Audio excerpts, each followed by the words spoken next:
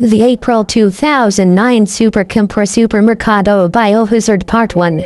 A fictional creepypasta 3-minute read.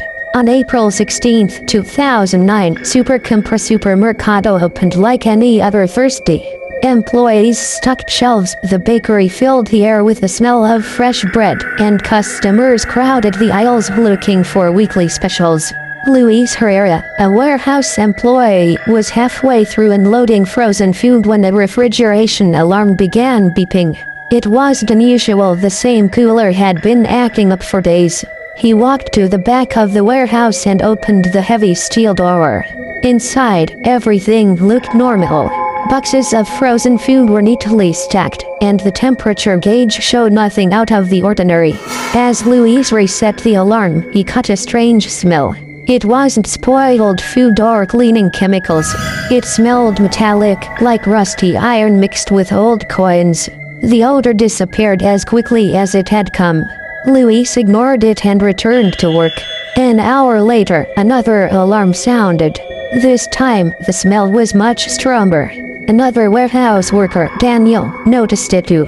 "You smell that?" he asked. Luis nodded. It wasn't this bad before. The two searched every cooler, every freezer, and every storage shelf but found nothing. Then Daniel stopped walking.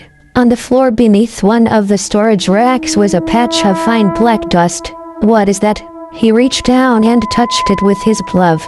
The dust vanished instantly. Not blown away, not wiped away. It simply disappeared.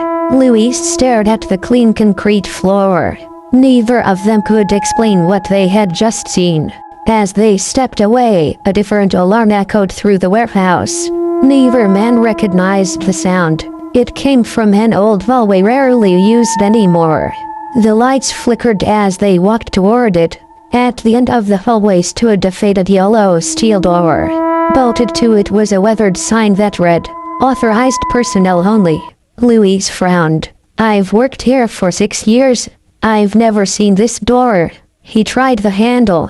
Locked. He knocked once. For several seconds, nothing happened. Then, 3 slow knocks answered from the other side. Daniel backed away immediately. Luis. Without saying another word, both men hurried back toward the warehouse. By lunchtime, customers throughout the supermarket began complaining about headaches and a strange metallic smell. The cashier suddenly became dizzy and nearly fainted. Several employees developed unexplained nosebleeds. The store manager ordered maintenance to inspect the ventilation system. Everything checked out perfectly. At 12:18 p.m., every light inside the supermarket flickered. Every digital clock froze.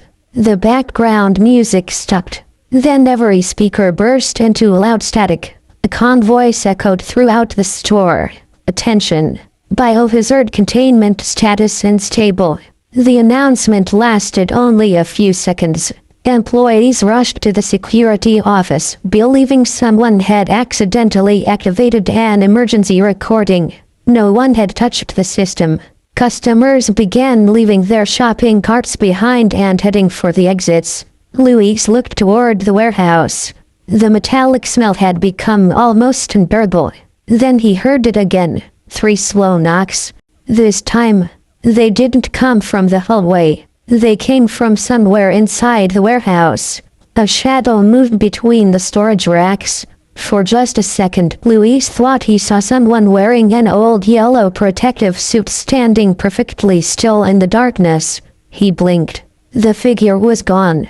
Before he could say a word, every alarm in the supermarket activated at once. Red emergency lights flashed across the ceiling.